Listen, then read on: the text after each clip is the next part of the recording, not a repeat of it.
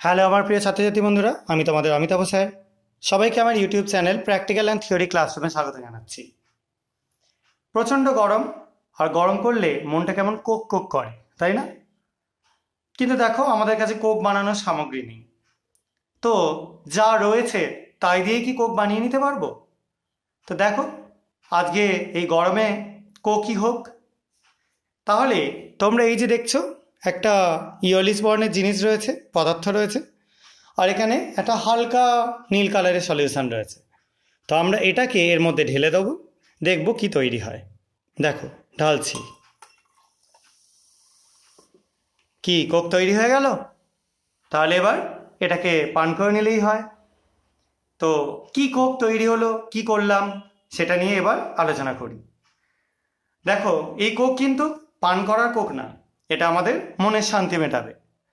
এখানে আসলে আমরা যে এক্সপেরিমেন্টটা করলাম, সেখানে আমি এর মধ্যে নিয়েছিলাম কিছুটা পটাশিয়াম ফেরোসায়ানাইড সলিউশন, তার সঙ্গে একটু Na2CO3 solution, sodium carbonate solution, আর এর মধ্যে নিয়েছিলাম আমরা কপার সালফেট সলিউশন অ্যাসিডিফায়েড, অর্থাৎ কোনো অ্যাসিড দেয়া ছিল। আমি HCl ইউজ করেছিলাম। এবার যখন আমরা এই স্যাম্পেলটাকে এর মধ্যে ঢাললাম, পটাশিয়াম ফেরোসায়ানাইড কপারের সাথে রিয়াকশান করে কপার ফেরোসায়ানাইড তৈরি করলো, যার জন্য তোমরা কোকের কালারটা দেখতে পাচ্ছ। আর যে বাবলসটা উঠলো সেটা হচ্ছে কার্বন ডাইঅক্সাইডের। কেন? অ্যাসিডের মধ্যে আমরা কার্বনের স্যাম্পেল দিয়েছি, সেই জন্য কার্বন ডাইঅক্সাইড তৈরি হলো। তাহলে কোক হয়ে গেল তো নিশ্চয়ই। তোমরা আশা করা যায় এই এক্সপেরিমেন্টটা বুঝতে পেরেছো। যদি তোমাদের ভালো লেগে থাকে তাহলে তোমরা আমার এই চ্যানেলটাকে সাবস্ক্রাইব করো, ভিডিওটাকে লাইক করো এবং শেয়ার করার চেষ্টা করো বন্ধুদের মধ্যে।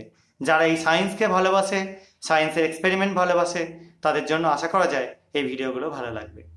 আজকের মতো এটুকুনি। সবাই খুব ভালো থাকবে, সাবধানে থাকবে। বাই।